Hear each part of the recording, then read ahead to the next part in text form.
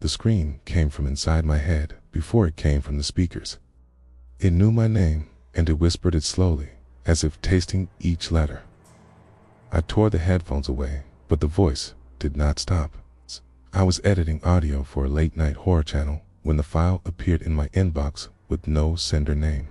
The title read, Field Recording. Basement 1. I assumed it was another urban legend submission. Breathing, static, maybe a fake ghost voice layered in later. I put on my headphones and pressed play. At first, there was only room tone. A low electrical hum like distant power lines, distant footsteps, slow, bare feet on concrete. Each step echoed as if the space was hollow and endless. I adjusted the volume and leaned closer to the screen. That was when the sound shifted from outside to inside. The pressure built behind my eyes and my scalp tingled as if fingers brushed my skin. A man began to speak. Hayes' voice was calm and careful, like a teacher explaining a lesson. He described a basement with stone walls and a single bulb hanging from a wire. As he spoke, I could see it clearly. The bulb swayed. Shadows crawled along the walls. The air looked damp and smelled of rust and mold.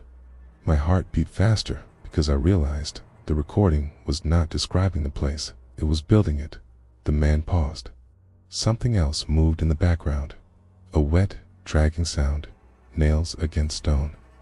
The bulb flickered, and I flinched, even though I was sitting safely at my desk. The voice continued. He said there was something in the dark that listened when you listened back. He said sound was a door, and attention was the key. I tried to stop the audio. My mouse froze. The waveform on screen began to change on its own. New peaks formed like teeth. Second voice joined in. This one was close, too close. It breathed directly into my ears, and I smelled copper. My headphones grew warm as if pressed against skin instead of plastic. The room around me felt wrong. My computer fan slowed. The lights dimmed.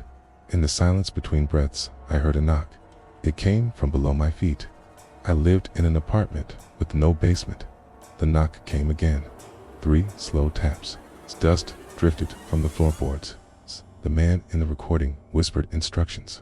He said if I removed the headphones, it would finish forming on its own. He said listening kept it contained. My hand shook as I held the headphones tighter. The dragging sound grew louder. Whatever was in the basement was getting closer to the bulb, closer to me. Pain bloomed behind my eyes. Images flashed with every word. A figure unfolded itself from the dark. Too tall, too thin. Its skin was stretched and translucent like wax. Veins pulsed beneath the surface. Its mouth opened wider than a mouth should, and inside were no teeth. Only a deep, vibrating void that swallowed sound. The knock below turned into scratching. Long nails raked against wood. My floor warped and sagged as if something heavy pressed upward. Key. The voice told me to listen carefully. It said the creature learned faces through sound. It said once it learned mine, it would never forget.